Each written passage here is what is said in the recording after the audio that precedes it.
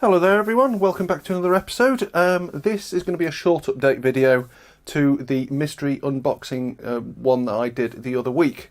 In that one I picked up, or I was sent, a box which had a Quantel tablet and a Quantel chassis in it, because I need to build a working Quantel paint box for Drew at GlitchArt. So in that video I unboxed all that and pulled out the tablet and the chassis. So I just want to run through a few things about what they were and about the stuff that's going off to Drew at GlitchArt. Right, back on that video, I had a system chassis that I looked at briefly. It looked like it was a paint box, and indeed it is. A little bit of investigation shows that it's a Paintbox Junior. This was obviously a cut down version of the Quantel paint box. It's missing quite a few ports on the back.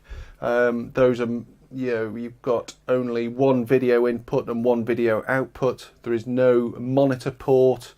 There is less serial ports and stuff like that. So it's very, very cut down. Probably a really, really basic system. The hard disk, which is just here, I did remove that out, and although it makes all the right noises, unfortunately I can't read it.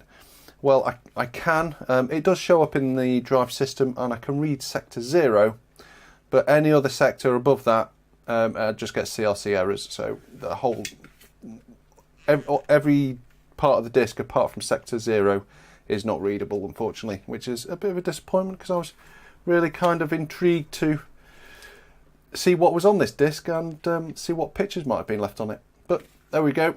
If you can't read it, you can't read it. So as for Drew's paint box, it is all done. It's all complete. We've got the paint box under there. You can just see it. That's the original one that I picked up back a year or so ago now.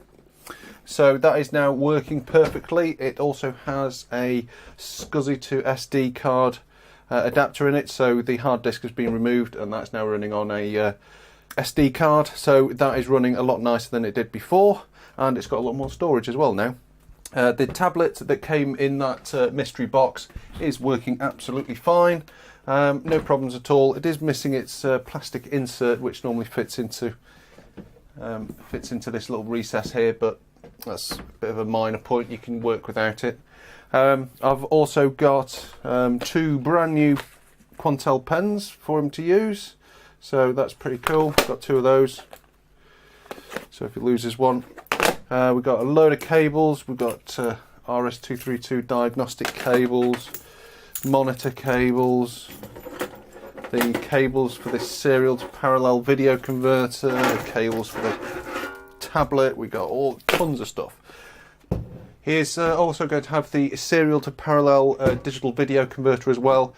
I did kind of want to keep this because I thought it might be useful. It's probably a pretty rare thing, to be honest. But then I figured I don't actually have anything that uses the CCR 656 digital video anyway, so it's probably best going to Drew and he can plug it into his paint box and he can then record digital video out of it and get really nice good quality video captures out of the paint box. Right, so what I need to do is get all this boxed up and packed safely for its 4,700 mile journey to Oregon, and then Drew can do a short unboxing video and you can see what he makes of the Quantel paint box. I'll also link in Drew's website, some of his videos and all that sort of stuff in the video description. I can well recommend you go in and have a look at some of the stuff that he gets up to. Basically what he's doing is taking old 1980s and 1990s video production equipment and sort of hacking around with it to make it produce really, really bizarre video effects and stuff like that. So it's very much in a along the lines of circuit bending and glitching, so really interesting stuff. Now Drew has promised me he's not going to glitch the paint box. It's probably a bit too delicate inside really to start doing stuff like that, but hopefully the paint box should prove to be an interesting another aspect to some of the stuff that he makes. Right, and the last final bit of Paintbox news is I have managed to learn a lot more about my Paintbox Express, about all the diagnostic commands, and I haven't managed to extract the main Paintbox software to a binary file, and we're currently looking at that in a disassembler. So there could be some interesting stuff come up depending on what we find. There is certainly still some things hidden away in that system that I would like to get my fingers on to unlock some interesting stuff. So I'll keep you posted on that. Okay, that's pretty much it for this quick update. Thanks for watching, everybody, and I will see you on the next video. Bye for now.